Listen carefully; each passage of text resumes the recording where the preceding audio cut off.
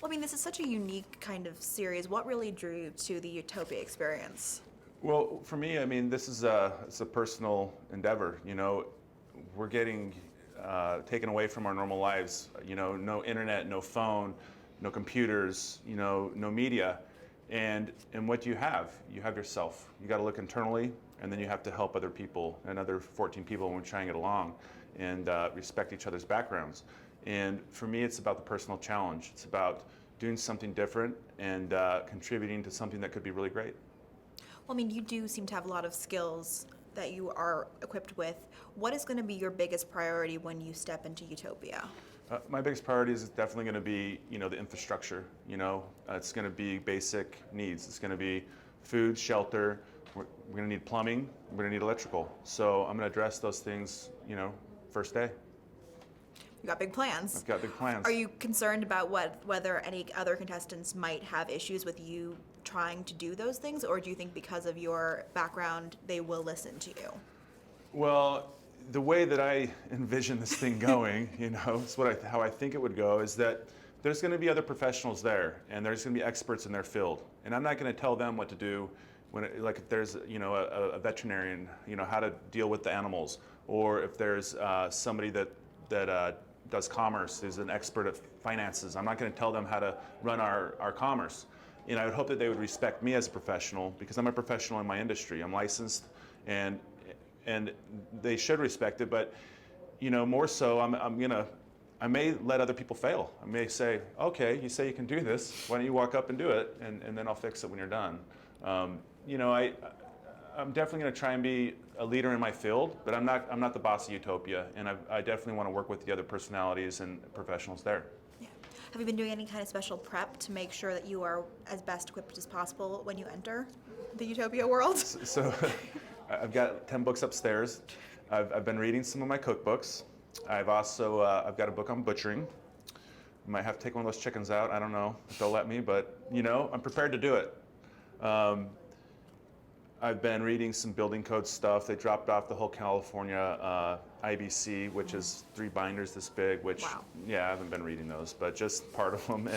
And some, just brushing up on a little bit of electrical, a little plumbing, some of the stuff that I don't necessarily do all the time. I'm a framer, I'm a carpenter, but I also do know some of that stuff, so I'm just making sure I'm ready to do what I need to do when I get in there. Is there any potential task that you wouldn't feel comfortable doing? Well, the things I wouldn't feel comfortable doing are, if they ask me to climb up the pole and mess with the electrical, 110 will shock you, 220 will mess you up, and that service will kill you. So, I'm not afraid of anything else. I'm pretty fearless, but the electrical on the pole, I'm not messing with that. I mean, this is a year-long commitment in theory. What are you going to miss most about life outside of Utopia?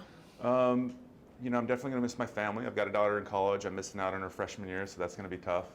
I'm also going to miss, there's no music in there, I want to work out in there and run around and stuff, and to have no music, or, music is just one of those things. It's I know it's cliche, it's the soundtrack of your life. It's it gets you through a bad day, gets you through a good day, and every day in between. And not having that is going to be tough for me. What does your daughter think of this experience? My daughter thinks I'm nuts. She's it's crazy because she's on a journey going to college. Right. She just got in a couple weeks ago.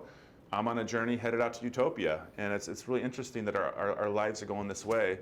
But she's definitely going to be in my thoughts, and I'll be in her thoughts, I'm sure. And I'll see her again. She'll be okay. She's got a good mom. She's got a good family. She's got good friends. She'll be okay. Is she going to be watching you on TV with her dorm mates? I'm sure there's going to be about 20 giggly girls in Boston in dorm rooms watching her dad do great stuff, stupid stuff, silly stuff, Well, I mean, knowing that you have a child who might be out there watching this, is that kind of changing how you might approach any of these things in there?